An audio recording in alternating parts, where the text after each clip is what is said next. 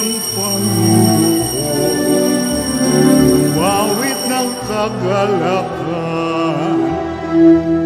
tugtugin ang gitara at ang kaaya-ayang lira. Pandin niyo ang tumpeta sa ating pagkabagabag. Sa Diyos tayo'y tumawag, sa ating mga kaaway, tayo ay Kanyang iniligtas. Purihin ang Panginoon, bawit ng kagalakan, at tugtugin ang gitara at ang kaaya-ayang lira. Pandin niyo ang tumpeta, tipan ng trumpet.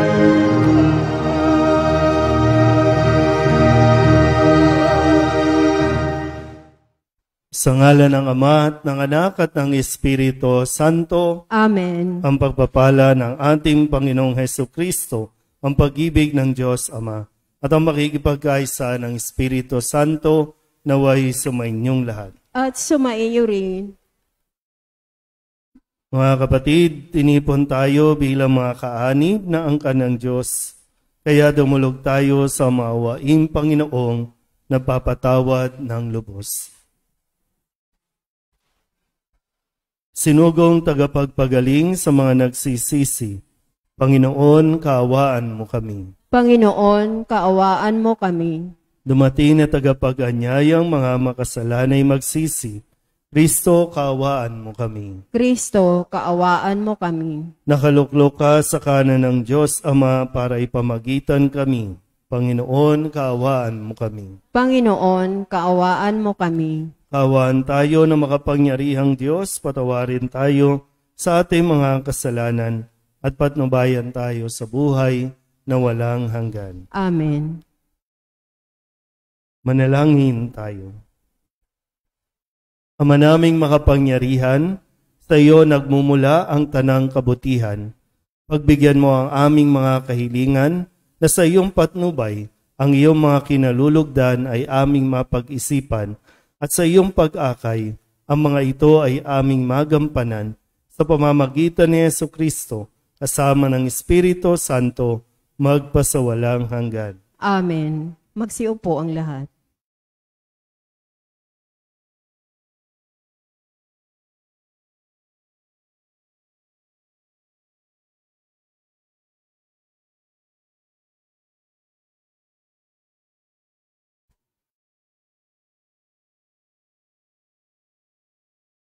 Ang simula ng ikalawang sulat ni Apostol San Pablo sa mga taga-Korento. Mula kay Pablo na hinirang ng Diyos upang maging apostol ni Kristo Jesus at mula sa ating kapatid na Timoteo. Sa simbahan sa Korento at sa mga hinirang ng Diyos na nasa buong Akaya, sumainyo nawa ang pagpapala at kapayapaan mula sa Diyos na ating Ama at sa Panginoong Hesukristo. Purihin natin ang Diyos at Ama ng ating Panginoong Hesukristo, ang mahabaging Ama at Diyos na pinagmumula ng lahat ng kaaliwan.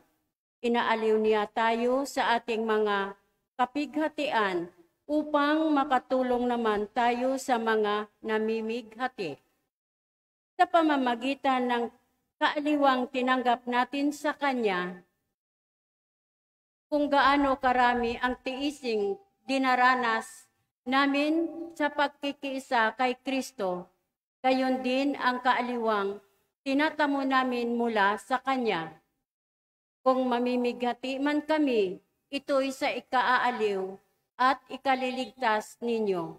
Kapag inaliw namin na kami, kayo may maaliw rin at lumalakas upang mabata ang mga kapighatiang dinaranas ninyo. Tulad namin, kaya't matibay ang aming pag-asa para sa inyo, sapagkat alam namin kahati kayo sa aming kaaliwan, kung paanong kayo'y kahati namin sa pagtitiis. Ang salita ng Diyos. Salamat sa Diyos. Salmong tugunan. Magsumikap tayong kamtin, ang Panginoong butihin, tayo pong lahat. Magsumikap tayong kamtin, ang Panginoong butihin. Panginooy, aking laging pupurihin. Sa pasasalamat, di ako titigil. Aking pupurihin kanyang mga gawa.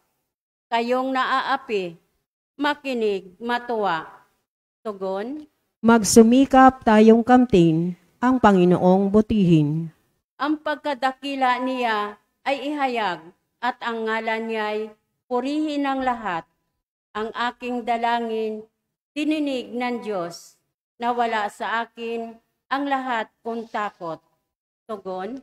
Magsumikap tayong kamtin, ang Panginoong butihin.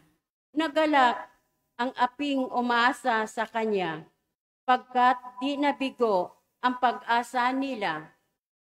Tumatawag sa Diyos ang walang pag-asa. Sila'y iniligtas sa hirap at dosa. Tugon. Magsumikap tayong kamtin, ang Panginoong butihin.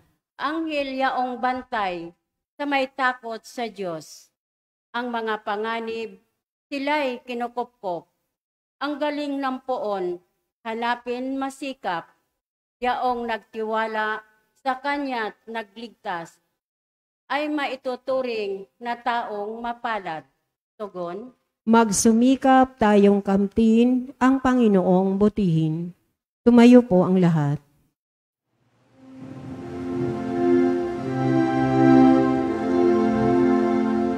Hallelujah, hallelujah, hallelujah, hallelujah.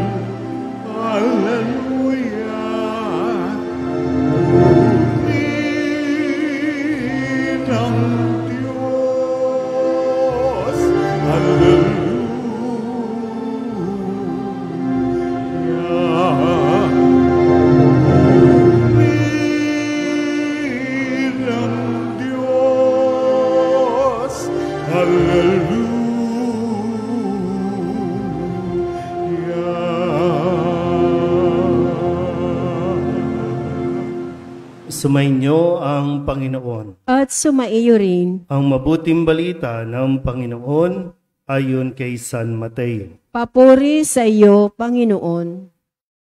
Noong panahong iyon nang makita ni Jesus ang napakakapal na tao, umahon siya sa bundok. Pagkaupo niya'y lumapit ang kanyang mga alagad at sila'y tinuruan niya ng ganito. Mapalad ang mga aba na wala nang inaasahan kundi ang Diyos, sapagkat makakasama sila sa kanyang kaharian. Mapalad ang mga nahahapis, sapagkat aaliwin sila ng Diyos. Mapalad ang mga mapagpakumbaba, sapagkat tatamuhin nila ang ipinangako ng Diyos. Mapalad ang mga nagmimiting makatupad sa kalooban ng Diyos, sapagkat ipagkakaloob sa kanila ang kanilang minimithi. Mapalad ang mga mahabagin, sapagkat kahabagan sila ng Diyos. Mapalad ang mga may malinis na puso, sapagkat makikita nila ang Diyos. Mapalad ang mga gumagawa ng daan sa ikapagkakasundo, sapagkat sila'y ituturing ng Diyos na mga anak niya. Mapalad ang mga pinag-uusig dahil sa kanilang pagsunod sa kalooban ng Diyos, sapagkat makakasama sila sa kanyang kaharian. Mapalad kayo kapag dahil sa akin inaalimura kayo ng mga tao, pinag-uusig at pinagwiwikaan ng lahat ng uri ng kasamaan na pawang kasinungalingan. Magdiwang kayo at magalak, sapagkat malaki ang inyong gantimpala sa langit. Gayon din ang ginawa ng mga tao sa mga propetang nauna sa inyo. Ang mabuting balita ng Panginoon. Pinupuri ka namin, Panginoong Hesukristo. Maupo po ang lahat. Isang magandang gabi po sa inyong lahat. Maligayang araw din po ng kalayaan sa ating lahat ng mga Pilipino. Happy Independence Day. Alam, wala na talaga, no? Wala nang dating. Ano naman ngayon, Father, kung Independence Day, yayaman ba kami dyan? Yan ang kadalasan, hindi na natin na-appreciate. Wala na tayong sense of history, kaya napakabilis natin nakalimutan yung mga taong nagsakripisyo para lamang sa kalayaan natin ngayon. Dahil marami, nakipaglaban para makamtan natin ang kalayaan, pero ngayon gusto natin magpa-under doon sa mga nanakop. At dati, pinaglalaban ng mga ninuno natin na magkaroon tayo ng sarili nating konstitusyon, sarili nating batas, sarili nating pamahalaan. Pero ngayon, hindi ko alam kung sarili ba natin talaga ito o nagpapakontrol tayo sa ibang, Kaya ang mahalaga na itinuturo ang kasaysayan, ang kwento, na mayroon tayo, lalo tigit sa mga bata na naririto. Ilang araw na lang, ilang taon na lang, mawawala na yung matanda sa tabi ninyo. Kaya lang, anong history ang iiwanan yan, di ba? Anong kwento ang iiwanan yan sa atin? Hindi celebrate lang tayo celebrate ng Independence Day, pero na-appreciate ba talaga natin yung pagiging malaya natin? Kaya ngayong araw na ito, pinapaalala sa atin, sana makita natin na mapalad tayo. Kasi isa sa mga issue natin, na pag-uusapan na naman, kasi ang sabi nila, tayo na lang kasi yung bansang walang divorce. Para bang, kung titinan mo yung attitude, nalulungkot, o di ba dapat mas maging yung bang maipagmamalaki mo kasi tayo na lang ang bansang walang divorce. Nalulungkot yung iba kasi tayo wala tayong yung abortion illegal. Hindi katulad sa ibang bansa. Nalulungkot ka imbis na maging masaya ka.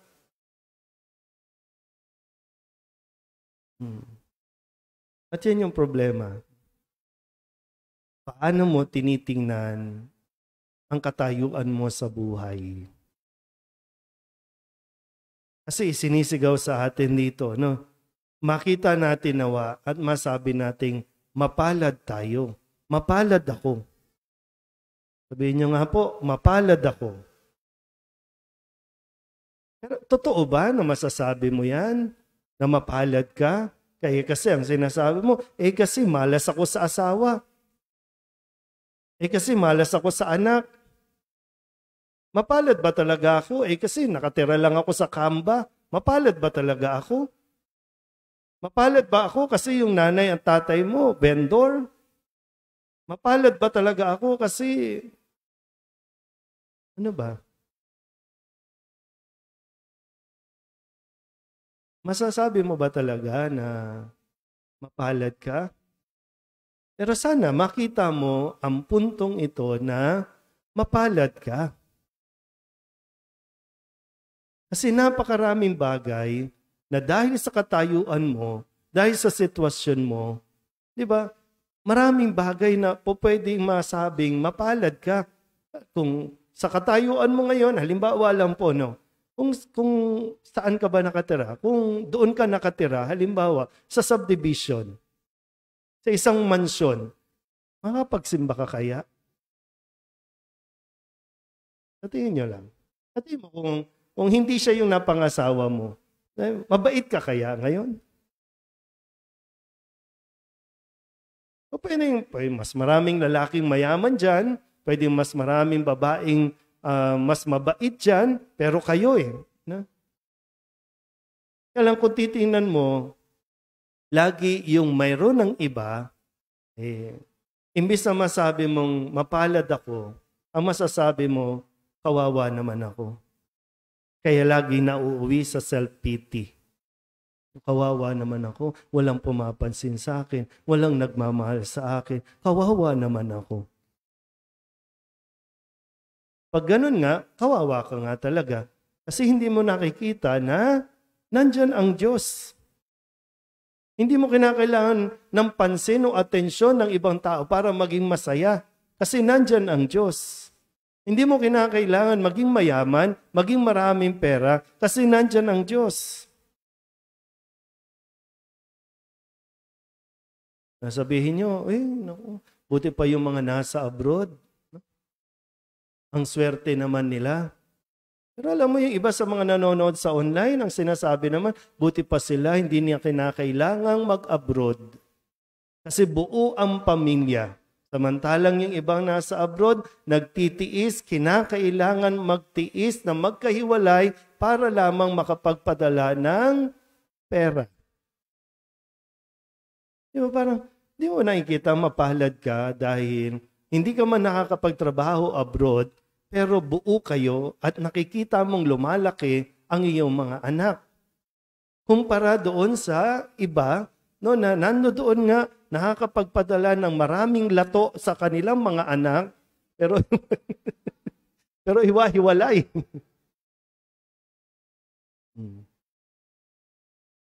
Pero tabi-tabi po, no, sa mga nasa abroad o sa mga pamilyang meron na nasa abroad. Magkahiwalay man kayo, no? Pero wag niyo sanang tingnan na kayo ay magkahiwalay at hindi niyo na masabing mapalad din. Kasi baka gamitin natin na nasa abroad tayo kaya pinababayaan tayo ng Diyos.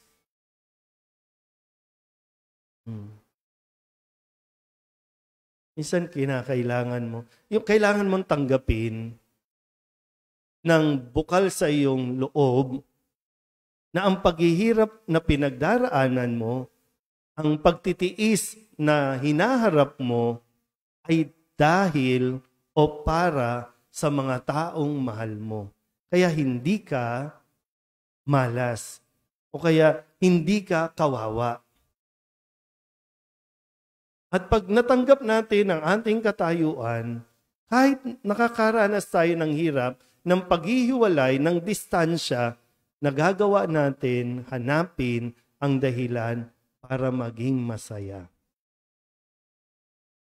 Kung sakaling ikaw ang may sakit, baka pwedeng makita na at least ikaw ang may sakit, hindi yung anak mo. Diba, kung sinabing may sakit ka, at least nalaman mo may sakit ka, mapalad ka, may panahon ka pa para kung anuman o ilang mang taon ang natitira sa buhay mo, masasamantala mo. Hindi mo na ito sasayangin.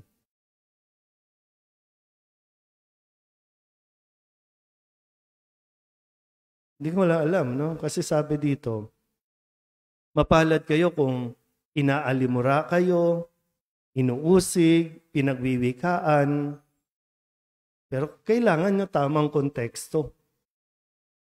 Pinagtatawanan ka ba dahil nagsisimba ka? Mapalad ka. Pero kung papatulan mo yung mga tao na umuusig o pinagwiwikaan ka ng hindi maganda, tapos papatulan mo, iba yan. Doon talaga lalabas na hindi para sa Diyos ang ginagawa natin, kundi para sa sarili natin. Kasi ang gusto nga natin kasi, ma-appreciate tayo, mapansin tayo.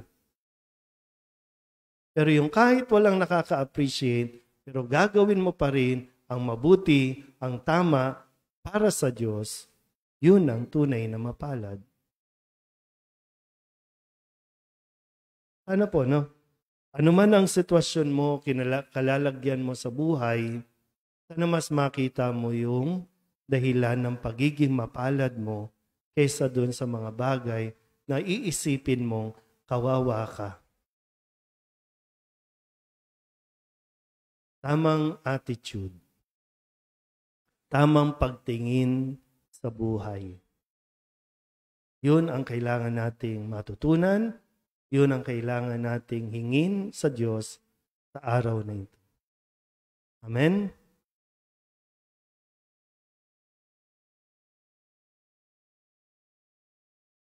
Ang kaligayahan ang pinakamahirap na makamit sa lahat ng mga hinahangad ng tao. Manalangin tayo ngayon sa Diyos Ama para malalim na kapayapaang nagmumula sa ating buong pusong pagsandig sa Kanya. Ang ating itutugon, Ama ng biyaya, maging gantimpala ka namin. Ama ng biyaya, maging gantimpala ka namin.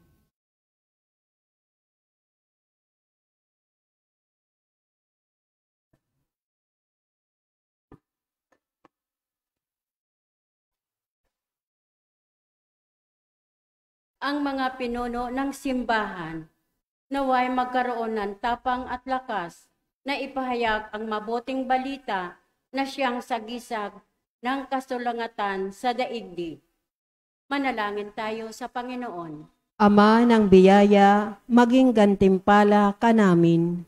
Yaong mga nahaharap sa mga pag-uusig dahil sa kanilang pagsaksi sa Ebanghelyo, naway makaranas ng kaginhawaan dulot ng presensya ni Kristo sa gitna ng kanilang paghihirap. Manalangin tayo sa Panginoon. Ama ng biyaya, maging gantimpala ka namin. At tinawang isa puso ang turong mapapalad upang maging banal at masaya tayo sa pagtatatag ng kaharian ng Diyos dito sa lupa. Manalangin tayo sa Panginoon. Ama ng biyaya, maging gantimpala ka namin. Ang mga may sakit at ang mga tumatangis sa pagpanaw ng kanilang mga mahal sa buhay, naway palakasin at hilumin sa kanilang kalungkutan at sakit. Manalangin tayo sa Panginoon. Ama ng biyaya, maging gantimpala ka namin. Ang mga yumao, naway magkamit ng kaligayahan at kapayapaan ng makalangit sa kaharian. Manalangin tayo sa Panginoon. Ama ng biyaya, maging gantimpala ka namin. Idulog din natin sa Panginoon ang ating mga personal na kahilingan at mga panalangin para sa ating mga pamilya, kasama ang mga kahilingan ng mga nanonood sa online. Lahat ng mga misang pasasalamat, special na intensyon at mga kaluluwa na hinihiling na ipagdasal sa misang ito.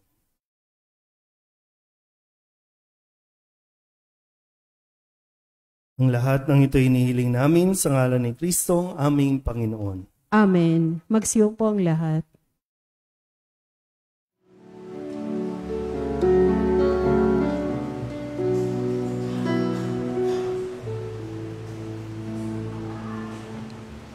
Alay namin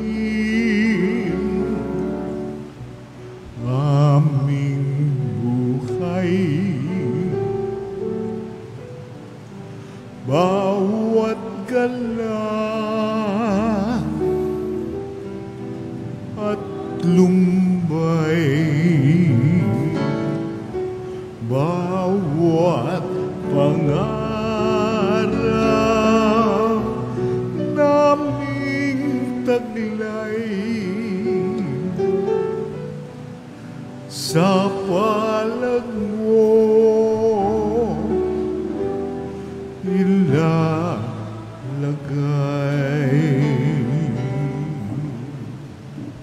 Manalangin kayo mga kapatid upang paghahain natin ang kalugdan ng Diyos Amang makapangyarihan. Tanggapin nawa ng Panginoon itong paghahain sa iyong mga kamay, sa kapurihan niya at karangalan sa ating kapakinabangan at sa buong sambayanan niyang banal. Ama naming lumikha, tunghayan mo at kalugdan ang paglilingkod na aming ginagampanan upang ang aming inihahain na iyong marapatin at ang aming pag-ibig ay iyong pag-alabin sa pamamagitan ni Jesucristo kasama ng Espiritu Santo magpasawalang hanggan. Amen. Sumainyo ang Panginoon. At sumaiyo rin. Itaas sa Diyos ang inyong puso at diwa. Itinaas na namin sa Panginoon. Pasalamatan natin ang Panginoong ating Diyos. Marapat na siya ay pasalamatan.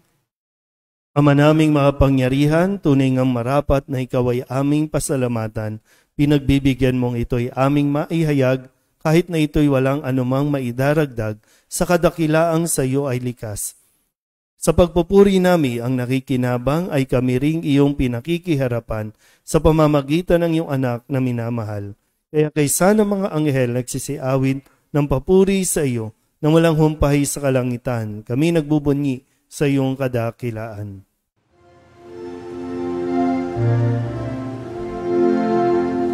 Santo, Santo, Santo, Panginoong Diyos na makapangyarihan, napupuno ang langit at lupa ng kalwalhatian mo.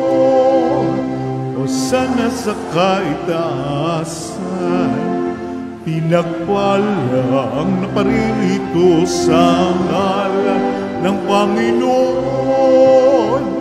Hosana sa kaitaasan. Ama naming banal, ikaw ang bukal ng tanang kabanalan. Kaya't sa pamamagitan ng iyong Espiritu, gawin mong banal ang mga kaloob na ito upang para sa aming maging katawan at dugo ng aming Panginoong Hesukristo. Bago niya pinagtiis ang kusang loob na maging handog, inawakan niya ang tinapay, pinasalamatan kaniya, inaghati-hati ni iyon, iniabot sa kanyang mga alagad at sinabi, tanggapin ninyong lahat ito at kanin. Ito ang aking katawan na ihahandog para sa inyo.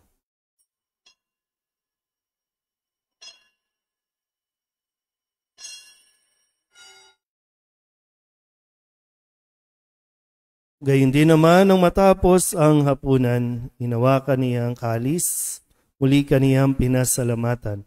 Iniabot niya ang kalis sa kanyang mga alagad at sinabi, tanggapin ninyong lahat ito at inumin. Ito ang kalis ng aking dugo, ng bago at walang hanggang tipan. Ang aking dugo na ibubuhos para sa inyo at para sa lahat, sa ikapagpapatawad ng mga kasalanan. Gawin ninyo ito sa pag-alaala sa akin.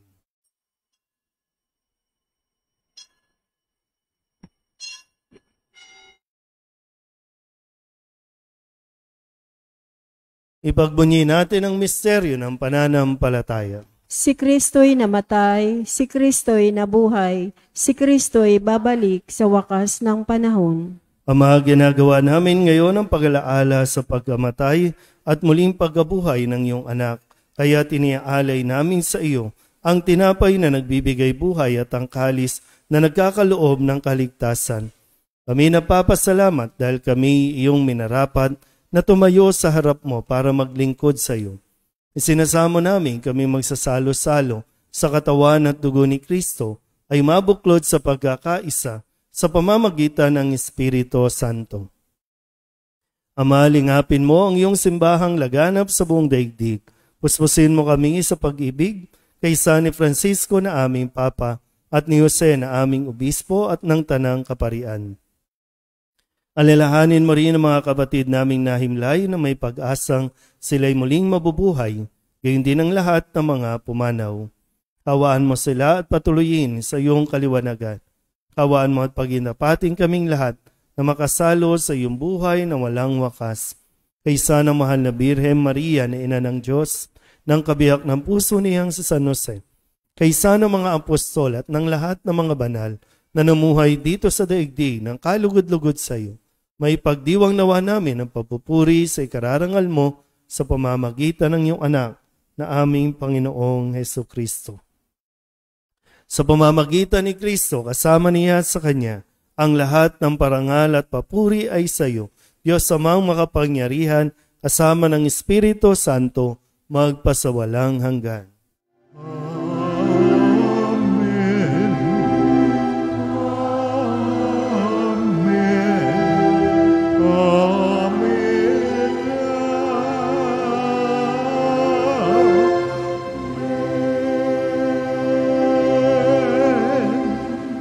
Sa tagubili naman nakagagaling na utos sa turo ni Jesus sa Panginoon natin at Diyos, ipahayag natin ang lakas loob.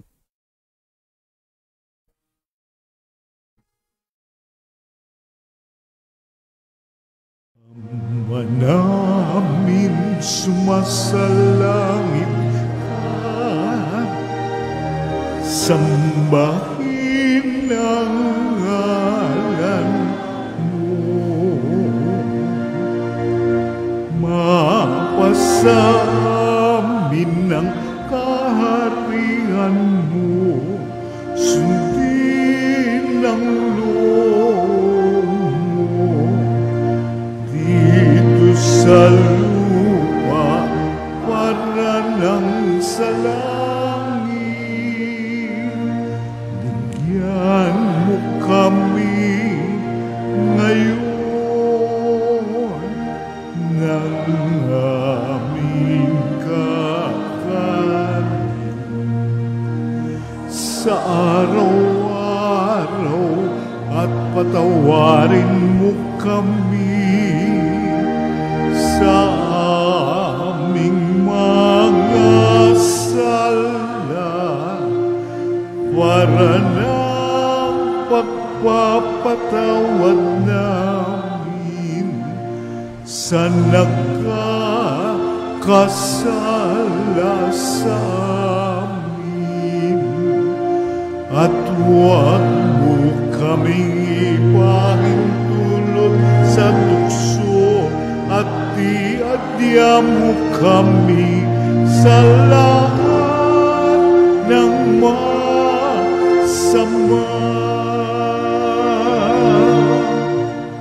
Inihiling namin kami iadya sa lahat ng masama, pagkalooban ng kapayapaan araw-araw, iligtas sa kasalanan at ilayo sa lahat ng kapahamakan, samantalang aming pinananabikan ang dakilang araw ng pagpapahayag ng tagapagligtas naming si Hesus Kristo. Sapagkat iyo ang kaharian at ang kapangyarihan at ang kapurihan magpakailanman. Amen. Panginoong Hesus Kristo, sinabi mo sa iyong mga apostol, kapayapaan ang iniiwan ko sa inyo, ang aking kapayapaan ang binibigay ko sa inyo. Tungayan mo ang aming pananampalataya at huwag ang aming mga pagkakasala. Pagkalooban mo kami ng kapayapaan at pagkakaisa ayon sa iyong kalooban, kasama ng Espiritu Santo, magpasawalang hanggan. Amen. Ang kapayapaan ng Panginoon ay laging sumainyo. At sumaiyo rin. Pagbigayan po tayo ng kapayapaan sa isa't isa.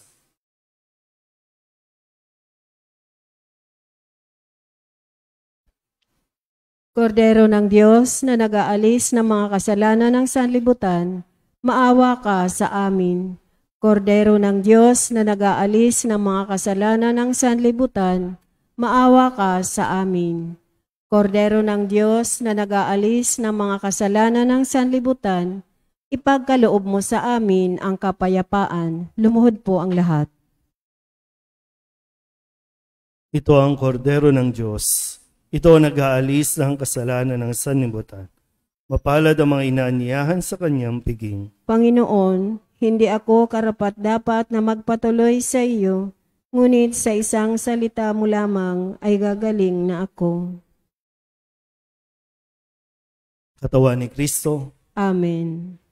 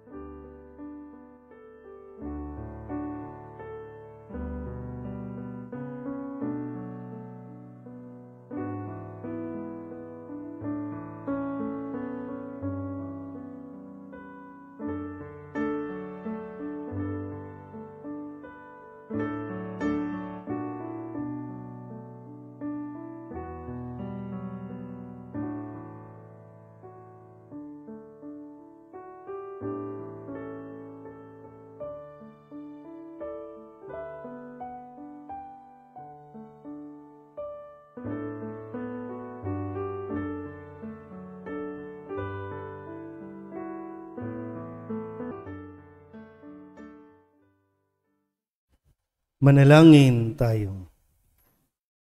Ama naming mapagmahal, ang pagganap sa iyong pagbibigay kagalingan ay pumawi nawa sa aming mga nagawang pagsuway at magdulot nawa ng iyong mga kinalulugdan sa pamamagitan ni Jesucristo, kasama ng Espiritu Santo, magpasawalang hanggan. Amen. Sumainyo ang Panginoon. At sumaiyo rin. At pagpalain kayo ng makapangyarihang Diyos, Ama at Anak at Espiritu Santo. Amen. Tapos sa banal na misa, humayo tayo sa kapayapaan ni Kristo. Salamat sa Diyos. Magandang gabi po.